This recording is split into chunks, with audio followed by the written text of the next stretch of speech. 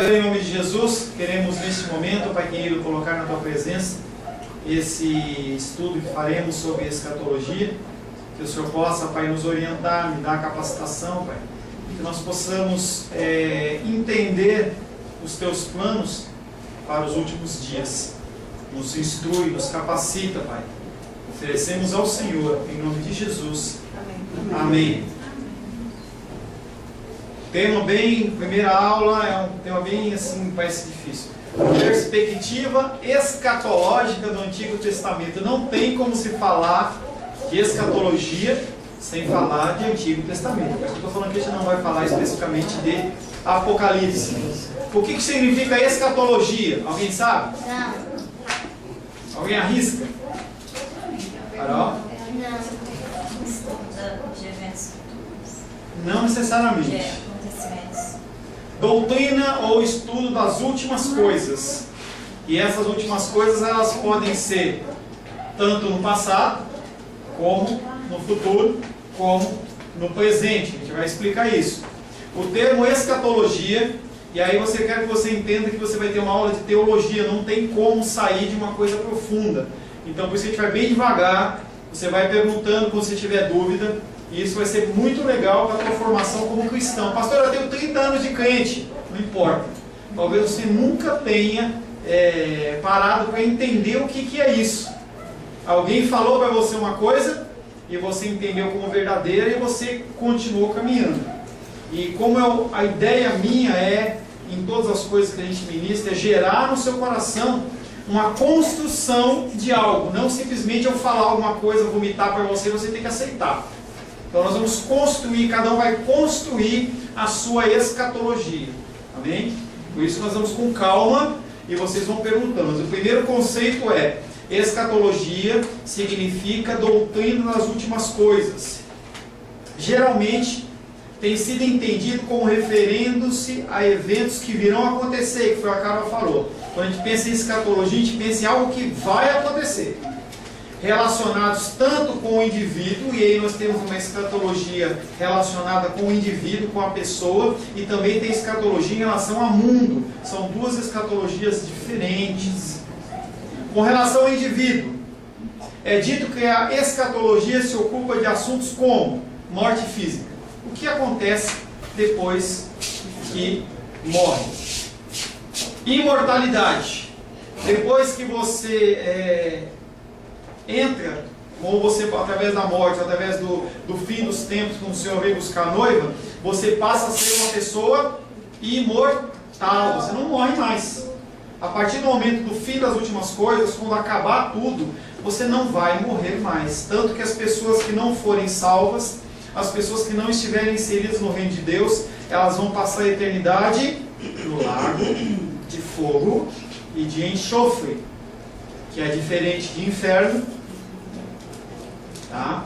Tem uma série de conceitos que nós vamos falar também. É diferente quando você fala em inferno, quando você fala em Geena ou lago de fogo e enxofre. São lugares diferentes e que a Bíblia trata disso. A gente passa muitas vezes por cima disso aí. Não é o mesmo lugar. Lembra daquela cena em que está como é que chama aquele cara lá que tem um abismo no meio? Lázaro ele está de um lado, tem um abismo, e tem um rico do outro lado. E aí o rico chega e fala assim: pede para o Lázaro para ele colocar só a pontinha dele na água e molhar a ponta da minha língua, para eu ter um pouco de folga, de sossego. E aí ele fala: não, naquela época que você estava vivo, você passou por uma vida de muita bonança, e você não tinha nenhum tipo de dificuldade.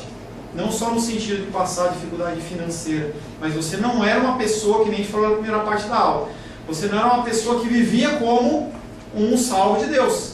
Como uma pessoa dentro do contexto do Antigo Testamento, você não era uma pessoa que era da linhagem de Abraão de verdade. Então, você viveu do jeito que você queria. Agora você vai ter as suas consequências. E aí ele fala assim para Deus: mas pelo menos manda um anjo lá pregar para os meus filhos, fala como é ruim isso aqui. Se eles não ouviram os profetas, se eles não ouviram a palavra de Deus, por que você acha que eles vão ouvir alguma outra coisa? Outra pessoa, um anjo? Ninguém vai ouvir. Então, tudo que nós fazemos tem consequências. Então tem a morte física, nossa morte normal. Tem a imortalidade, que vem a partir do momento em que você morreu, seja para o inferno, seja para uma vida ao lado do Senhor.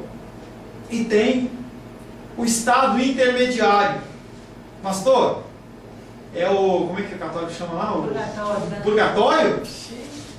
Não é um purgatório. Não é um purgatório. Porque você tem que entender que o tempo para Deus, ele é diferente do nosso tempo. Ele já falou sobre isso, eu vou falar novamente. O nosso tempo ele é contado como, Gabriel? Segundos, minutos e horas. Segundos, minutos, horas, dias, semanas, meses, anos, séculos, milênios. E aí você vai, dezenas de milhares, mas a nossa contagem é essa. E de Deus? Eternidades e eternidades. É mais que 1000 anos uma eternidade? Eternidade é um tempo sem fim. Então, para Deus, eu falei uma vez em aula, e a pessoa começa a parar para pensar. Para Deus, no tempo de Deus, nós já estamos ou no inferno, ou salvos. Deus não é medido, então Ele olha por cima do tempo.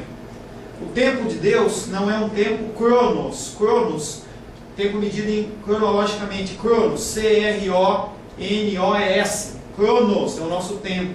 O tempo de Deus se chama um tempo kairos, K-A-I-R-O-S, kairos, é um tempo que não tem a medição como a nossa. Então o tempo de Deus é acima do nosso tempo. Então quando Ele nos vê ou no inferno, ou no céu, ou na salvação, junto com Ele. Pergunta a respeito disso? Isso é um tema complicado, hein? Todo mundo entendeu isso? Amém. Tudo certo? Não é fácil. Vocês estão entendendo mesmo? Então, para Deus, quando você olha, Deus olha para a gente, ou a gente já está salvo, ou a gente está no inferno. Só que no nosso tempo cronos, tempo de Deus é qual? Kairos. E o de homem, do homem é? Cronos. Dentro do tempo cronos há um tempo que é o já e ainda não. Nós vamos falar bastante sobre isso. No nosso tempo tem um tempo entre você morreu e o tempo de Deus de você estar na salvação. Esse é um tempo intermediário. Em Apocalipse diz, não lembro o versículo de Apocalipse, que diz que as pessoas estavam aguardando. E eles olham para Deus e falam assim, Deus, até quando a gente vai esperar? E aí Deus fala assim, ainda tem que algumas pessoas se juntarem aos homens, aos servos, aos filhos de Deus. Então, tem um tempo intermediário dentro do nosso cronos. Então, não tem como a gente imaginar, como é que a gente está no inferno, está vivo? A gente está vivo aqui. Então, ainda tem esse tempo intermediário entre a mortalidade e a imortalidade. É um tempo intermediário. Então, a gente está falando do conceito... Não. Seio de Abraão não existe mais. A gente vai falar sobre isso. O seio de Abraão, o que é seio de Abraão? Não é o peito dele. Não é o seio dele. Entendeu? O seio de Abraão era onde Lázaro estava. Lembra de Lázaro e o rico? Tinha um abismo no meio. Então, naquele momento, ele estava no seio de Abraão. Então, todos que morreram, eles foram para o seio de Abraão até Cristo. Eles foram, mas eu não vou adiantar essa matéria, tá? Seio de Abraão é um dos lugares que era denominado como o céu, como um lugar de descanso para aqueles que antes de Cristo eles eram pessoas que seguiam a lei. Abraão estava no seio de Abraão, claro, né? Tem o nome deles, né? Moisés, Noé e outros homens de Deus, tá? Em relação ao mundo, como é que a escatologia é vista? Primeiro, tratando da volta de Cristo. Cristo ele veio uma vez, amém? E ele vai voltar uma segunda vez. A segunda volta de Cristo vai ser uma volta definitiva, em que todas as coisas da escatologia, da doutrina dos fins dos tempos, elas vão se acelerar para o cumprimento da vontade do Senhor. Já fiz esse negócio do dedinho para você? Faz assim, ó. É assim. O dedinho maior, faz aí dos reis, faz esse dedo. O dedo maior, ele quer dizer que a primeira vez Cristo tocou na terra. A segunda vez, Cristo não vai tocar na terra, ele vai nas nuvens buscar a sua igreja. Tá? Vamos com calma. Entendeu? Eu já ia perguntar para onde. Vamos com calma. É por isso que nós estamos fazendo uma base. Nós estamos falando uma perspectiva escatológica do Antigo Testamento.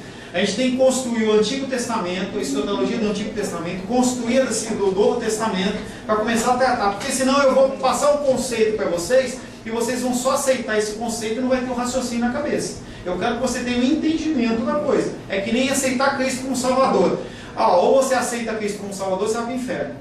Não tem isso que acontece? As pessoas não fazem isso. Aí a pessoa com medo, não, eu aceito. Mas ela não entende nada, ela não passa por um discipulado, não sabe de salvação, não sabe o que é Bíblia, não sabe oração, não sabe nada. Simplesmente alguém falou para ela que era uma coisa que tinha que fazer.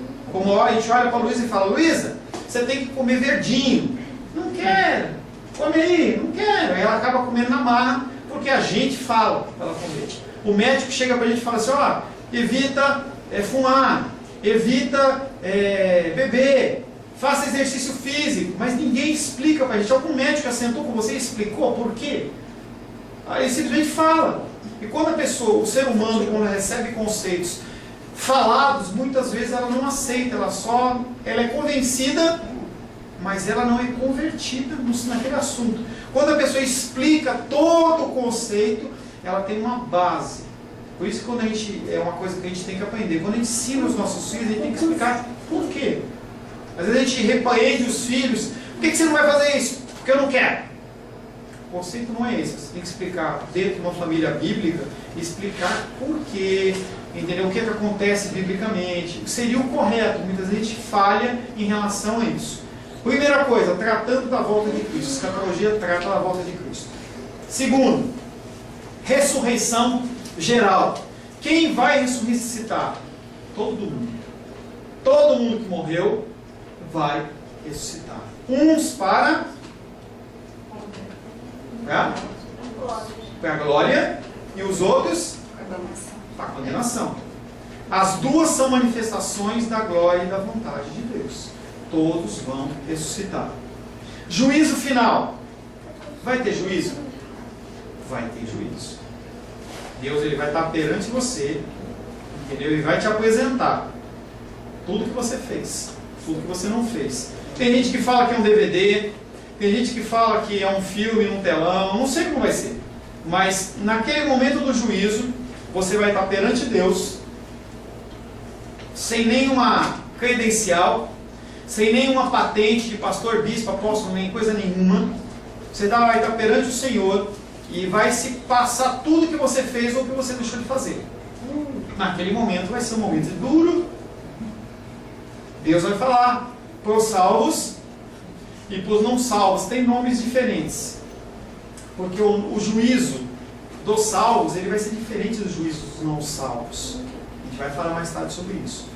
Então, o juízo vai acontecer. As pessoas elas vão ser colocadas perante as suas obras ou as suas abstenções. Algo que você deveria fazer e você não fez. Que é pecado da mesma maneira. Às vezes as pessoas acham que o pecado é um ato ativo apenas. Não é. O pecado ele tanto é ativo como passivo. Você deixar de fazer alguma coisa é pecado. Exemplo.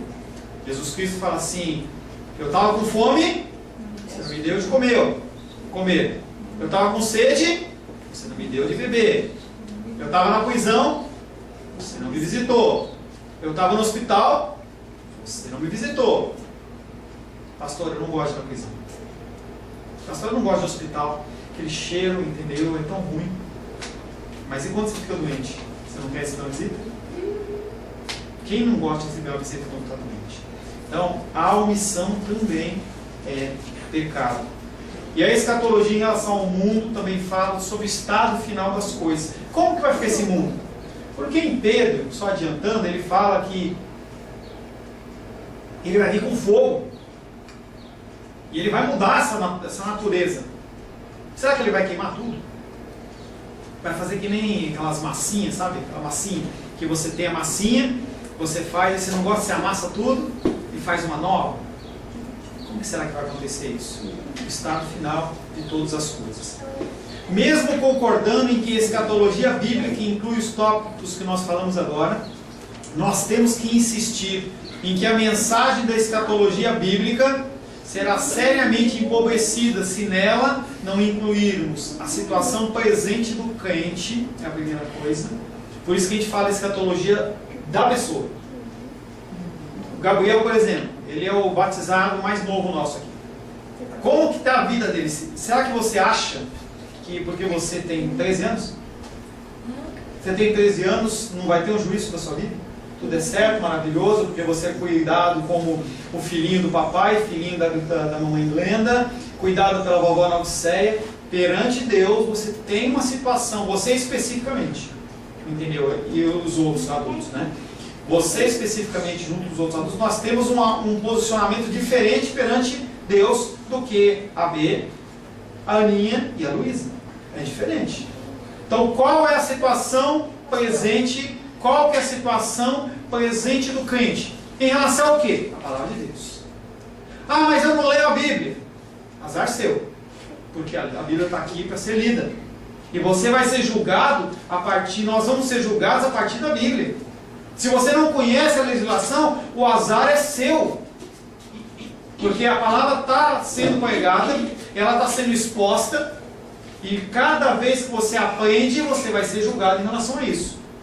E Deus vai julgar de maneira diferente. Você acha que Deus vai julgar se hoje acabar todas as coisas da mesma maneira eu e o Arthur? Deus seria ilógico e irracional. Eu tenho muito mais acesso à palavra de Deus do que o Arthur tem. Agora você também vai ser muito mais julgado do que ele. Porque você tem acesso, você sabe ler, você tem uma série de possibilidades e você tem que olhar para esse tipo de coisa. Situação presente do crente, pode falar.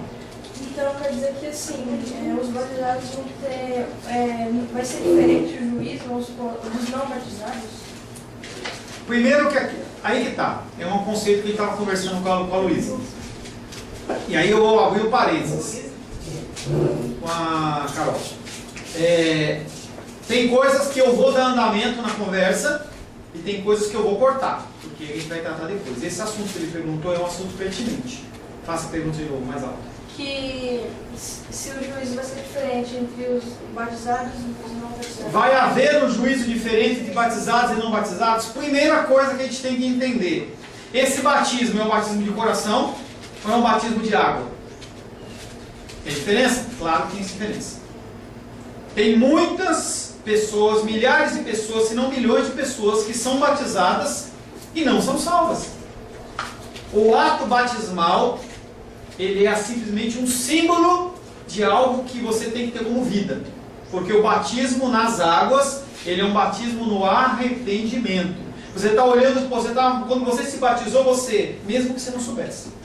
Quando você se batizou, você olhou para a comunidade, no caso da ICP, para os cristãos que não eram da ICP, que estavam lá, para os anjos, demônios e para Deus, dizendo assim: eu me arrependo pela minha vida do passado e eu vou procurar ter uma vida diferente a partir de agora. É isso que você fez. Pastor, eu não sabia. Se você não sabia, você já teve um ato, você tem que mudar o seu comportamento. Então, primeira coisa que a gente tem que diferenciar: as pessoas que foram batizadas de verdade e as pessoas que não foram batizadas de verdade. As pessoas que foram batizadas só cerimonialmente, não tem nenhum vínculo e elo com o Senhor, elas vão para onde?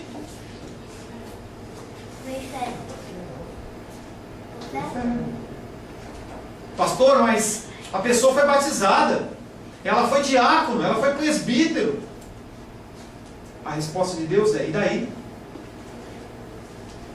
Porque tem uma passagem de Cristo que ele fala assim: Senhor, no fim dos tempos, em teu nome eu profetizei, em teu nome eu ajudei a pintar a igreja, né, Sebastião? Eu ajudei a pintar. Em teu nome eu cheguei mais cedo e limpei, né, Carol? Limpei, organizei as mesas. Deus vai olhar para você, está amarrado, né? Não te conheço. Mas pera um pouquinho, eu fiz tudo isso, eu estava na igreja, eu ia na igreja, eu dava o dízimo. Não te conheço. O que você fez foi só da boca para fora, não tem nenhum vínculo. Por isso que é a situação do crente. Então nós temos as pessoas que foram batizadas de uma maneira leviana, descartável. ou não. Pode ser que o Senhor converta a pessoa no caminho, não é isso? Mas se a pessoa não tiver mudança de comportamento, ela vai para o inferno. A pessoa, e ela vai ser julgada. A pessoa que foi batizada, ela de coração, tem uma vida cristã reta, ela vai ser julgada. Para quê? Para condenação? Não. Para determinar o galardão dela. O que é galardão, pastor? Na época vindoura, nós vamos falar mais para frente isso aí especificamente, na época vindoura, o Senhor diz que haverão reinos, haverão governos, e as pessoas irão governar conforme o seu galardão. Você vai ter algo que vai te diferenciar dos cristãos que não fizeram nada. Então vamos dizer, por exemplo, que a Madre Teresa de Calcutá, eu não conheço a vida dela no dia a dia, enquanto ela estava viva, que ela seja cristã e ela seja salva. Você acha que uma mulher que dedicou a vida inteira dela como salva, para cuidar dos necessitados, ela não tinha nada, ela vai ter o mesmo prêmio, digamos assim, que você que viveu num contexto medíocre, no sentido mediano, no cristianismo, você não fez nada, você não visitou ninguém, não fez nada, você acha que vai ter o mesmo peso? E aí nós demos o exemplo para você visualizar como se Deus morasse lá na cobertura e você estivesse morando lá no térreo. Pastor, eu só quero estar na glória. Não é bem assim. Vai ter diferença, Fábio. Você falou que quem está batizado tem que mudar o comportamento, mas... Com certeza. Mas assim, que tipo de comportamento? Tem que mudar o dia a dia, essas coisas assim? O que é mudar o comportamento? O que é mudar o comportamento? É você fazer coisas que você não fazia antes, assim, mudar o comportamento. Em relação ao quê? Ao Senhor. Que está onde? As instruções? No céu. A Bíblia. Nós todos temos que ter mudança de comportamento. Se você não tem mudança de comportamento, você não é salvo. O que é isso, pastor? Se você não tem mudança de comportamento, não meça o seu mudança de comportamento pela mudança dos outros. Não tem esse tipo de medição. Não tem. Eu tenho um proceder cristão, a Rosângela tem outro, Gilda tem outro, Sebastião tem outro, e Deus vai julgar de maneira diferente. E é o que nós falamos antes, o julgamento de Deus ele é perfeito. Se fosse pelo homem, ele ia falar assim, espera um pouquinho, eu trabalhei 20 anos na obra de Deus, então eu tenho crédito. Marcos Feliciano fala isso. Se eu tenho crédito contigo aqui no céu, Senhor, põe um serafim no meu lado esquerdo, um serafim no lado direito, nós não temos crédito nenhum. Mas é o julgamento do Senhor. Então, como que você tem que proceder? Você tem que ler a Bíblia, você tem que ouvir a palavra de Deus, você tem que ser confrontado no seu pecado, você tem que mudar. Alguns mudam mais rápido, outros mudam menos rápido, outros mudam mais, outros mudam menos, mas você tem que andar num processo de mudança. Arco e flecha, alvo, você tem que andar em direção ao alvo. Eu dou um passinho de 1 km por hora, eu estou andando em direção ao alvo. Eu estou andando a 100 km por hora, eu tenho que andar em direção ao alvo. O importante é isso, andar em direção ao alvo. Amém? Resumindo, é obediência. Obediência. Mas como é que você pode obedecer a algo que você não conhece? Por isso que a palavra de Deus é liberada. E aí a gente vai pegar cristãos do século XV. Eles tinham Bíblia na mão? Quem que detinha o controle da palavra de Deus? Os padres. As missas elas eram celebradas como? Latim. As pessoas não entendiam nada. Se você quisesse estudar, você tinha que virar padre, senão você não tinha acesso. Pessoas morreram para que você tivesse a palavra de Deus na sua mão. O julgamento daqueles cristãos é diferente do nosso? Com certeza. Hoje você tem a Bíblia no celular, no tablet, no computador, na internet, no papel. Aí você pode ter a versão revista atualizada, NVI, você pode ter todas elas, você pode ter a 14, você pode ter um monte de opção. O julgamento nosso é diferente do julgamento de um cristão salvo, convertido naquela época. E o índio, pastor? O julgamento dele é diferente do índio e julgamentos diferentes de você. Nós vamos tratar a respeito disso. É porque eu não tinha entendido muito bem que tipo de comportamento. Eu sei que era. Eu sabia que era a Bíblia, essas coisas, mas assim, eu não tinha entendido, vamos supor, se era físico, sabe, respeitar as pessoas, coisas, ou era do Senhor mesmo? Como que eu, como adulto, tenho que respeitar, tenho que cumprir a palavra de Deus? Seguir os preceitos. Como que Gabriel, como criança, tem que seguir os preceitos? Seguir os preceitos. Mas o que é? Você trabalha? Não. Eu trabalho. Então, o meu proceder, o meu trânsito é diferente, tem que ser diferente, uma coisa que você não faz. Mas na sua escola, você tem que dar exemplo de cristão. No teu viver, você tem que dar exemplo de cristão. Você vai entrar numa idade de adolescência em que as crianças, os maiores vão começar a querer ver revista pornográfica. Como que você vai se posicionar? Então, todas essas coisas, mentira, atender os pais, estudar, entendeu? Você como criança, você tem um presente de Deus de poder estudar numa escola como o Maxwell. O que você faz em relação a isso? Isso é andar em relação ao Senhor.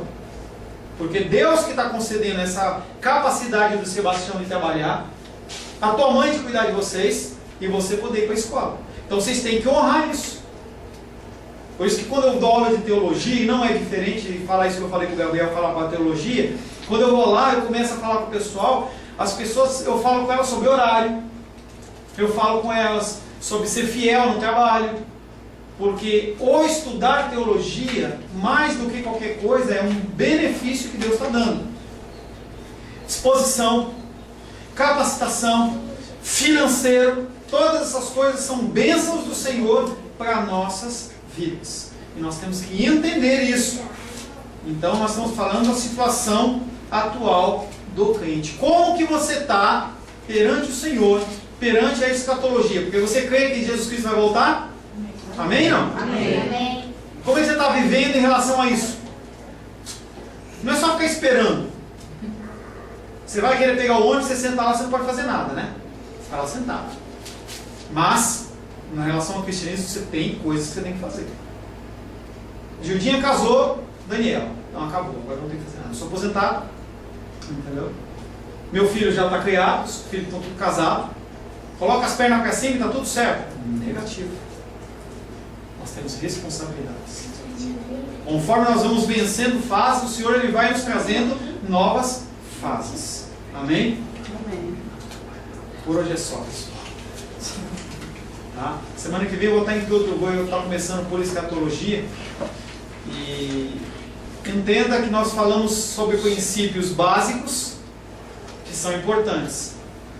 Escatologia é doutrina das últimas coisas. E as últimas coisas elas são medidas a partir da situação sua presente. Então pode ser que você venceu alguma coisa agora, você cumpriu algum propósito de Deus, então a escatologia do Senhor se cumpriu. Imortalidade, princípio do estado intermediário, a volta de Cristo, ressurreição geral, juízo final, estado final das coisas e a situação presente do crente. Amém? Amém.